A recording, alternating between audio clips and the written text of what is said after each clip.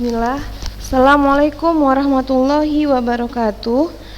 Alhamdulillahirrabbilalamin. Wassalatu wassalamu ala asyrafil anbiya'i wal mursalin wa ala alihi wa sahbihi ajma'in. Apa kabar anak-anak ustazah semua? Semoga anak-anak ustazah semua selalu dalam keadaan sehat dan selalu dalam lindungan Allah Subhanahu wa taala, dan selalu kita bersyukur atas setiap keadaan yang sekarang kita nikmati.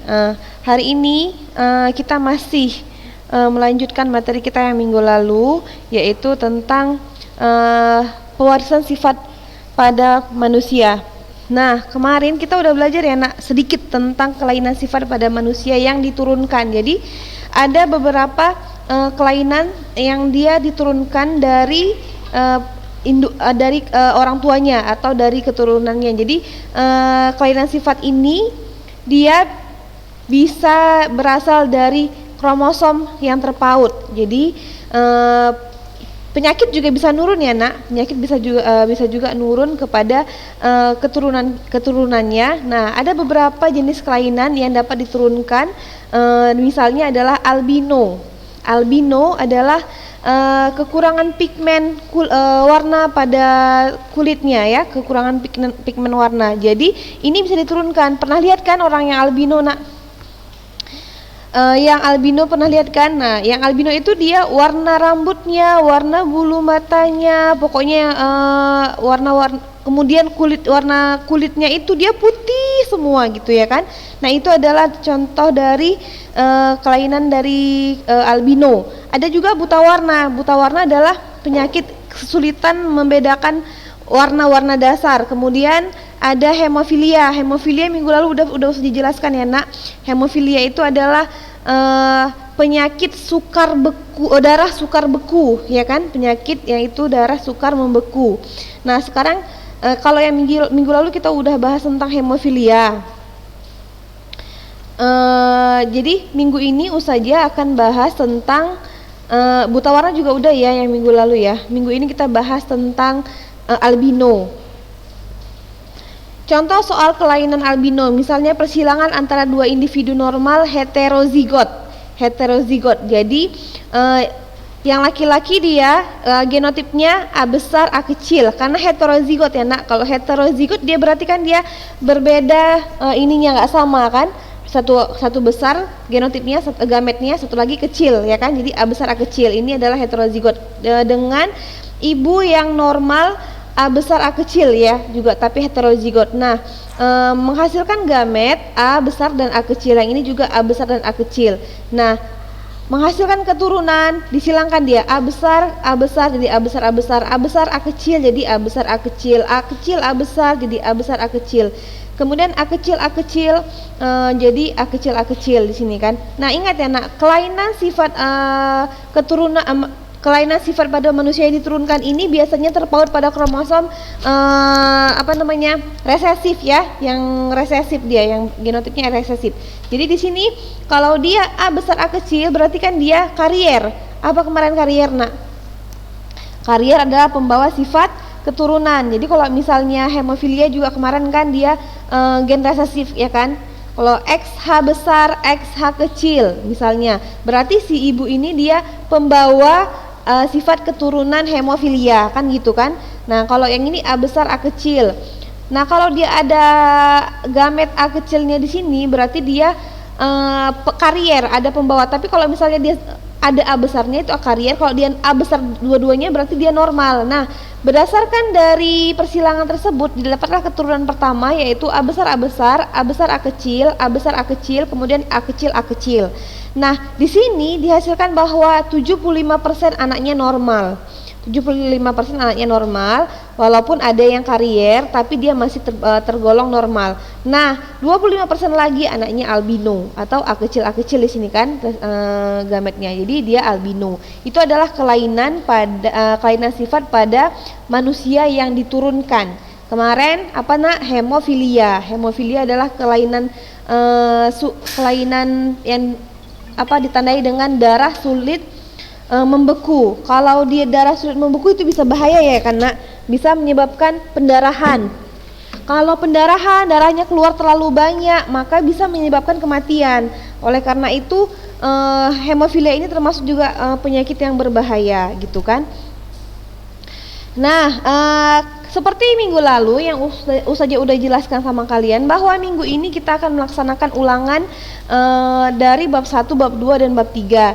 Nah, Ustazah harap anak-anak Ustazah udah belajar ya dari minggu lalu kan, karena udah diumumkan dari minggu lalu bahwa minggu ini kita akan melaksanakan ulangan. Nah, ulangannya materinya dari mana? Dari bab 1, 2 dan 3. Nah, sedikit Ustazah akan merangkum materi yang dari bab 1 sampai bab 3, karena nanti Ustazah akan bagikan link yang harus kalian isi.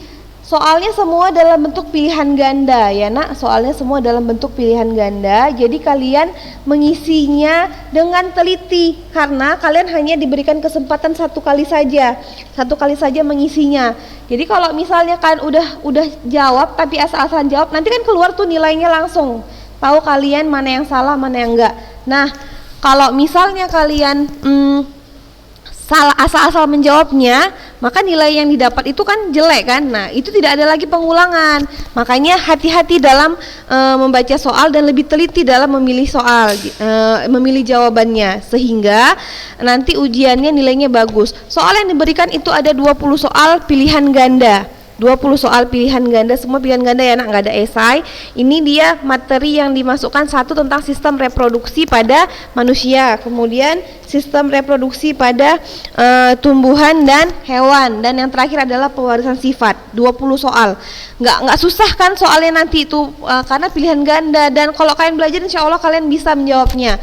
Jadi Ustazah harap bagi kalian yang tidak menonton video-video yang yang sudah dibagikan di grup kalian bisa mengulangi video-video tersebut dengan cara klik di YouTube, buka di YouTube, kemudian cari channel 06 Ulunuha. Di situ ada playlistnya, kalian cari pelajaran IPA, di situ ada ya nak. Jadi kalian sudah dimudahkan, sebenarnya sudah sangat dimudahkan dengan teknologi yang ada. Jadi tidak ada lagi keluhan-keluhan kalau kalian sulit untuk mengerjakannya ataupun malas mengerjakannya ya. Jadi di situ di soal-soal itu nanti hanya sebentar aja kalau kalian mengisinya, dan di hari ini juga harus selesai ya nak, namanya ulangan kan. Kalau ulangan itu dia nggak lama-lama waktunya, hari ini juga harus selesai gitu. Ustazah bagikan nanti linknya, kalian kerjakan langsung. Nah, langsung masuk ke Ustazah itu nilainya, dan Ustazah tahu siapa saja yang sudah mengerjakan, dan jamnya juga akan kelihatan nanti jam berapa kalian mengerjakan itu. Jadi jangan ada yang maksudnya tidak mengerjakan ulangan ataupun tidak menonton video yang sudah dibagikan ke link kalian, ke link grup kalian kan. Di situ semua sudah dijelaskan apa-apa saja yang harus kalian lakukan. Nah, sedikit Ustazah akan mereview atau merangkum kita ya materi yang sudah kita pelajari dari bab 1 sampai dengan bab 3 ya. Ini sedikit ya, Ustazah akan kembali.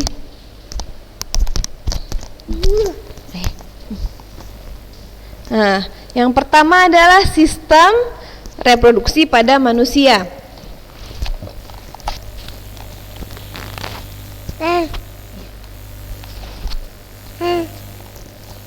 Sistem reproduksi pada manusia itu yang dipelajari yang pertama adalah tentang pembelahan sel. Kita udah belajar kemarin tentang pembelahan sel ya. Pembelahan sel ada namanya pembelahan mitosis, ada namanya pembelahan meiosis. Kalau pembelahan mitosis ini dia pembelahan pada kromosom tubuh, sedangkan kalau meiosis ini pembelahan pada sel kelamin, ya kan? Nah, jenis-jenis pembelahannya. Nah, kalau mitosis ini dia penjelasannya. Pembelahan mitosis ini menghasilkan dua sel anakan dengan materi genetik yang identik dari sel induknya. Jadi pembelahan sel mitosis terjadi pada organisme yang mengalami pertumbuhan, perbaikan, atau reproduksi aseksual. Nah, jumlah kromosom sel yang dihasilkan sel anakan adalah diploid atau 2N. Dia setengah dari induk jantan dan setengah lagi dari induk betina, gitu ya kan? Kalau dia jumlah kromosom sel anakannya. Kemudian siklus hidup sel dibagi menjadi 2 fase, yaitu interfase dan fase pembelahan. Jadi tahap-tahap mitosis itu ada interfase, profase, metafase, anafase, dan telofase. Selanjutnya kita juga udah belajar tentang pembelahan meiosis. Pembelahan meiosis ini menghasilkan sel anakan dengan jumlah kromosom setengah jumlah kromosom sel induknya. Jadi pembelahan meiosis bertujuan untuk berkembang biak secara seksual, yaitu dalam proses pembentukan gamet. Proses pembentukan gamet disebut dengan gametogenesis. Nah, pada meiosis ini mengalami 2 kali pembelahan inti, ya kan? Nah, kemudian dia akan menghasilkan 4 sel haploid, 4 sel haploid gitu. Nah, jadi dia ada 2 fase ya nak, meiosis pertama dan meiosis kedua. Udah dijelaskan juga ya minggu lalu kan? Bukan minggu lalu, maksudnya minggu-minggu sebelumnya sudah dijelaskan. Nah, selanjutnya kita juga belajar tentang sistem atau fungsi struktur dan fungsi sistem reproduksi pada manusia. Nah, di sini adalah organ reproduksi pada laki-laki. Ada Yang pertama ini namanya urinary bladder kan, atau kantong empedu gitu kan, empedu. Kantung empedu. Kemudian ureter adalah dia yang menyalurkan saluran kencing ya kan. Kemudian ada seminal vesicle. Nah, ini nama-nama dari organ reproduksi pada laki-laki. Nah, ada namanya testis. Inilah yang namanya testis. Testis ini adalah tempat pembentukan sel sperma di testis ya, karena tempat diproduksinya sperma. Di mana nak? Di testis. Kemudian ada skrotum. Skrotum tempat si testis berada. Nah, ini adalah nama-nama dari organ reproduksi laki-laki, ya kan? Nah, kalau yang perempuan yang ini organ reproduksi pada perempuan. Ada yang namanya ini nih yang bulat kecil namanya ovum ya, sel telur kita kan. Di sini ada namanya infundibulum. Ada endometrium. Apa endometrium? Dinding rahim. Ada serviks, kemudian ada vagina, kemudian ada uterus, kemudian ovidu, ovarium, dan fimbriae kan di sini. Nah, udah kita pelajari itu semua. Kita juga udah belajar tentang spermatogenesis. Apa itu spermatogenesis nak? Spermatogenesis adalah proses pembentukan sel kelamin jantan atau yang sering disebut dengan sperma.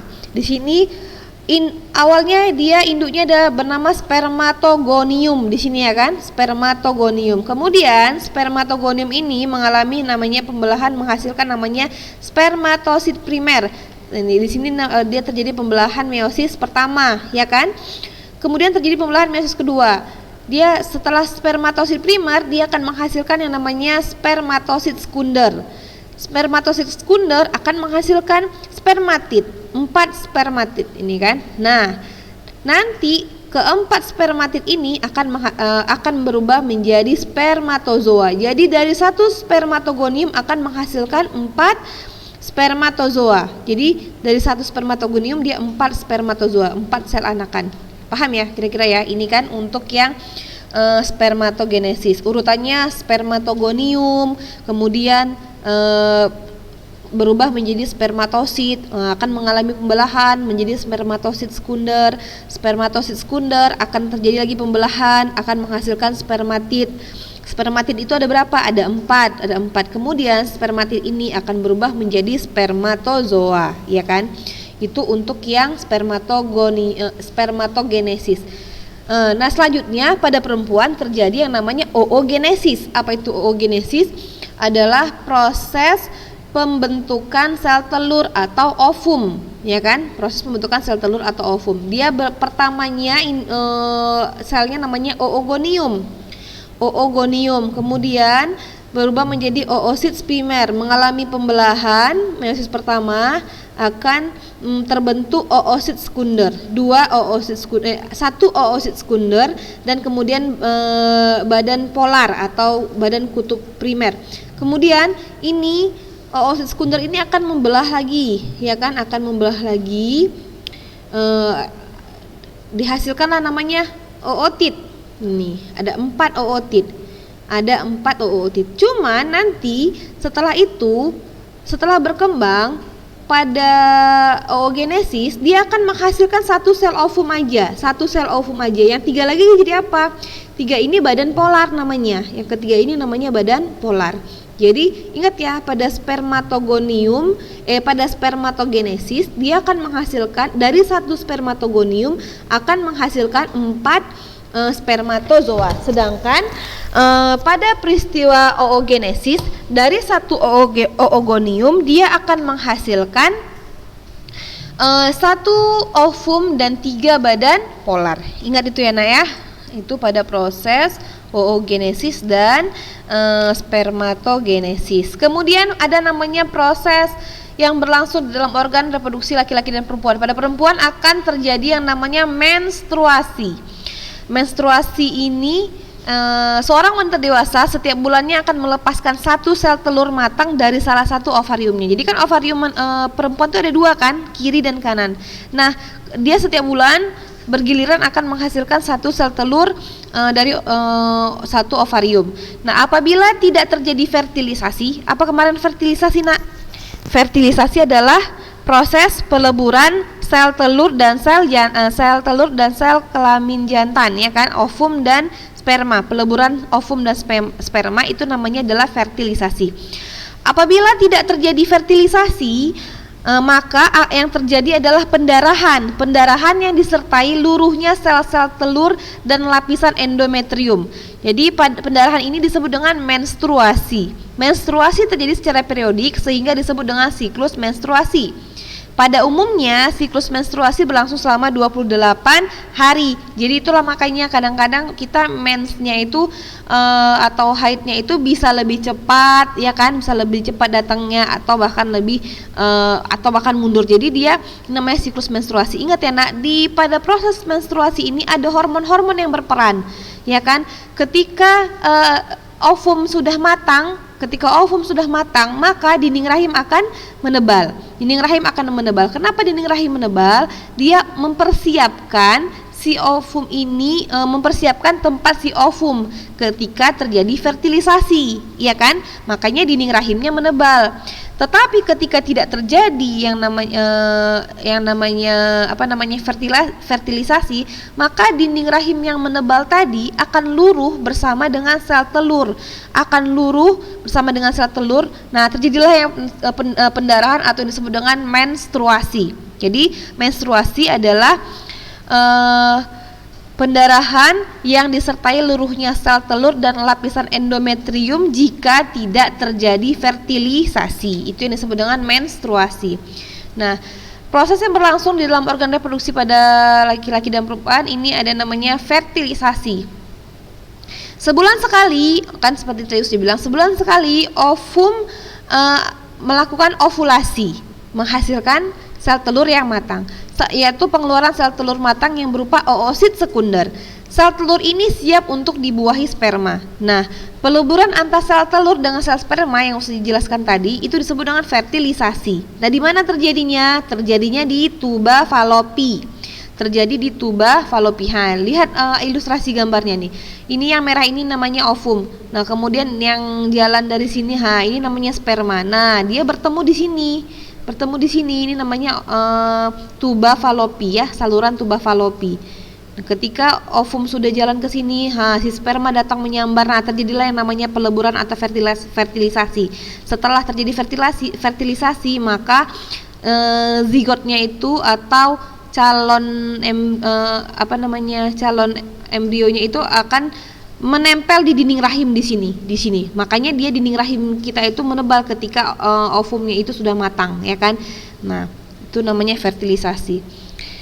Nah, kesehatan organ reproduksi manusia, penyakit pada sistem reproduksi manusia itu ada banyak ya. Ada namanya keputihan, ada namanya kencing nanah atau gonore, ada sifilis atau raja singa, ada AIDS, ya kan? AIDS ini adalah penyakit yang merusak sistem kekebalan tubuh si penderita, ya kan? Ini disebabkan karena virus yang namanya HIV, Human Immunodeficiency Virus itu namanya. Kemudian ada herpes genitalis, kemudian prostat. Nah, penyakit prostat juga ada ya, ini dialami oleh laki-laki ya. Kemudian ada epididymitis ya.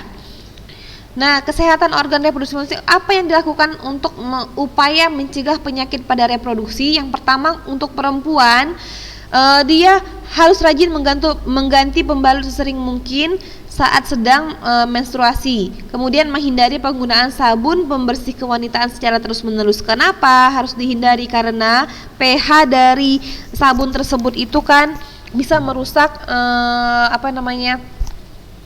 kita punya organ reproduksi. Jadi makanya tidak usah sering-sering pakai sabun pembersih yang kayak misalnya ada di TV-TV itu kan, nggak usah terlalu sering pakai sabun pembersih kewanitaan. Kemudian khusus laki-laki, mengurangi kebiasaan mandi dengan air panas, kemudian melindungi testis selama beraktivitas, jadi nggak boleh pakai pakaian dalam yang terlalu ketat gitu kan. Kemudian menghindari minuman beralkohol dan merokok. Jadi rokok ini sangat-sangat tidak bermanfaat ya, jadi hindari.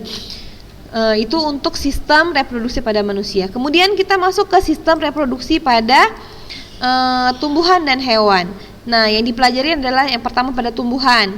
Pada tumbuhan ada sistem reproduksinya dengan dua cara, ada namanya vegetatif, ada namanya generatif. Kalau vegetatif itu apa? Reproduksi pada tumbuhan dengan cara tak kawin ya, dia tidak kawin. Jadi kalau vegetatif dia terbagi menjadi dua, ada namanya vegetatif alami, ada namanya vegetatif buatan. Nah, kalau vegetatif alami ini dia perkembangan reproduksi pada tumbuhan yang dia tidak membutuhkan bantuan dari manusia. Jadi dia bereproduksi secara alami, makanya disebut dengan vegetatif alami, dan dia tak kawin ya. Vegetatif itu adalah tak kawin. Kemudian kalau yang alami dia tanpa bantuan manusia. Contohnya apa? Ada namanya rizoma. Rizoma ini dia kayak akar tinggal tuh ya, namanya akar tinggal. Nah, contoh dari rizoma apa aja nak? Jahe, lengkuas, kunyit, itu pokoknya tumbuhan yang dia beruas-ruas gitu ya kan. Nah, itu namanya rizoma. Kemudian ada namanya stolon. Kemudian ada umbi lapis, ada umbi batang, ada tunas adventif. Ini pada cocor bebek ya kan.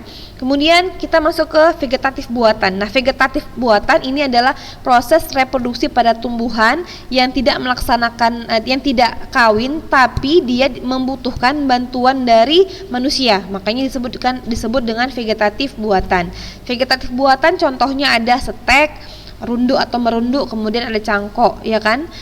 Ini udah dijelaskan minggu-minggu sebelumnya. Selanjutnya adalah generatif. Nah, perkembangbiakan generatif ini adalah perkembangbiakan yang terjadi melalui pertemuan gamet jantan dan gamet betina. Berarti dia ada proses perkawinan. Di sini kan, dia melibatkan gamet jantan dan gamet betina. Terjadilah yang namanya fertilisasi. Kalau pada tumbuhan dia disebut dengan penyerbukan, ya kan? Nah, kalau dia yang generatif itu dia ditandai dengan adanya alat kelamin jantan dan alat kelamin betina, seperti benang sari dan kepala putik. Benang sari dan kepala putik, ya kan? Nah, ini dia untuk yang generatif. Kemudian kita juga udah bahas tentang reproduksi pada hewan. Reproduksi pada hewan ada dia aseksual, ada yang juga seksual. Aseksual itu dia tanpa peleburan sel gamet ya. Kalau seksual dia dengan peleburan sel gamet. Kalau dia perkembangbiakan aseksual pada pada hewan ada namanya pertunasan. Ini dia contohnya pada hidra. Kemudian ada fragmentasi atau perkembangbiakan dengan cara memotong bagian tubuhnya. Ini disebut dengan fragmentasi atau membelah diri, ya kan? Ini terjadi pada planaria. Kemudian ada namanya parthenogenesis. Ini adalah peristiwa perkembangan sel kelamin betina menjadi individu baru tanpa melalui pembuahan. Contohnya pada siapa? Pada lebah dan kecoa. Dia mengalami namanya parthenogenesis. Nah, kalau yang seksual dia berarti kan perkembangbiakan dengan cara perkawinan. Ada gamet jantan dan ada gamet betina, ada sel sperma, ada ovum gitu kan. Nah, ini terjadi fertilisasi lah pokoknya di sini kan. Nah, fertilisasi ini terjadi pada vertebrata yang secara internal maupun eksternal. Nah, berdasarkan cara perkembangan dan kelahiran embrionya, hewan yang berkembang baik secara seksual itu dibagi menjadi 3, yaitu ovipar, vivipar, dan ovovivipar. Ovipar itu perkembangbiakan hewan dengan cara bertelur. Kalau vivipar, perkembangbiakan hewan dengan cara melahirkan. Sedangkan ovovivipar, dia perkembangbiakan hewan dengan cara bertelur dan melahirkan. Jadi embrionya ini dia berkembang di dalam telur, tapi masih berada dalam induknya. Nah, setelah cukup umurnya, maka embrio ini akan menetas dan keluar dari tubuh induknya seperti melahirkan. Makanya dia disebut dengan ovovivipar. Jadi dia di dalam tubuhnya itu dia bertelur dulu gitu kan. Nah, kemudian dia setelah cukup umurnya, embrio ini akan menetas, kemudian dia lahir dari induk tubuhnya atau keluar dari tubuh induknya seperti melahirkan. Itu ya perkembangbiakan seksual pada hewan. Kemudian kita masuk kemarin ke materi pewarisan sifat, ya kan? Materi pewarisan sifat. Ini ada materi penyusun genetik, ada yang namanya kromosom. Inilah dia faktor pengendali keturunan, ya kan? Faktor pengendali keturunan itu terdapat pada kromosom. Kemudian ada namanya DNA, ada RNA. Nah, kemudian kita juga udah belajar tentang fenotip dan genotip. Kalau genotip itu adalah jenis sifat yang diturunkan makhluk hidup yang tidak tampak dari luar, dan dia biasanya ditandai dengan penulisan huruf-huruf, ya kan, huruf-huruf untuk mengetahui genotip dari gamet tersebut. Misalnya kalau dia homozigot dominan, maka dia ditandai dengan, kalau dia dominan ditandai dengan huruf besar. Jadi kalau homozigot berarti dua-duanya huruf besar, jadi homozigot dominan. Kalau heterozigot dia satu besar satu kecil, A besar A kecil, tapi dia masuk ke sini dominan, ya, dominan heterozigot. Nah, tapi kalau homozigot resesif dia ditandai dengan genotip yang hurufnya kecil, ya kan, dua-duanya kecil, maka disebut dengan homozigot resesif. Kalau homozigot dominan dia dua-duanya besar. Kalau beda, ada besar ada kecil, disebut dengan heterozigot. Kalau fenotip apa? Fenotip adalah sifat yang tampak dari luar. Jadi kalau kita misalnya ngelihat, rambut keriting, maka rambut keriting disebut dengan fenotip. Atau misalnya warna bulu dari hewan misalnya kan warna hitam, ini kan tampak dari luar, maka disebut dengan fenotip. Tapi kalau nggak tampak dari luar disebut dengan genotip. Genotip tadi ditandai dengan huruf-huruf, ada huruf kapital dan dia ada huruf kecil. Kalau kapital dia menandakan dominan, kalau dia yang kecil menandakan dia resesif. Kemudian ada pewarisan sifat. Ada pewarisan sifat yang monohibrid, ada yang dihibrid. Kalau monohibrid adalah pewarisan sifat satu sifat yang beda, ya. Satu sifat beda itu monohibrid. Kalau dia intermediate berarti dia sifat dominan tidak muncul sifat dari kedua induknya. Jadi dia keturunannya itu dia berbeda, campuran dari kedua induknya. Ada namanya persilangan dihibrid. Dihibrid adalah persilangan yang dia dua sifat yang beda. Kalau mono satu sifat yang beda, kalau dihibrid dua sifat yang beda. Ingat ya, kalau dia yang monohibrid, dia rasio fenotipnya itu 3:1. Kalau dia dihibrid, ingat rasio fenotipnya 9:3:3:1. Nah, kemudian kita udah juga bahas tentang hemofilia dan albino. Nah, itulah materi yang akan diujikan atau ulangan, materi untuk ulangan kita minggu ini. Jadi Ustazah harap kalian langsung mengerjakannya, karena Ustazah tahu ya nak, dari jam-jamnya itu kalau misalnya nggak ngerjakan atau dia ngerjakannya malam, nah itu nilainya agak diragukan, itu bisa jadi kalian nyontek. Nah ingat ya, jangan nyontek ya nak, jangan menyontek, kerjakan sendiri, insya Allah kalian bisa itu, karena ini mudah semua ya. Nah itu aja materi yang bisa Ustazah sampaikan hari ini, lebih dan kurang Ustazah mohon maaf. Nanti linknya akan dibagikan di grup, langsung kalian kerjain ya nak. Hanya sekali kesempatan yang kalian butuh, yang kalian dapatkan, jadi dipergunakan dengan baik. Marilah kita tutup pertemuan kita ini dengan membaca doa kafaratul majelis. Subhanakallahumma bihamdika asyhadu alla ilaha illa anta astaghfiruka wa atubu ilaih. Assalamualaikum warahmatullahi wabarakatuh.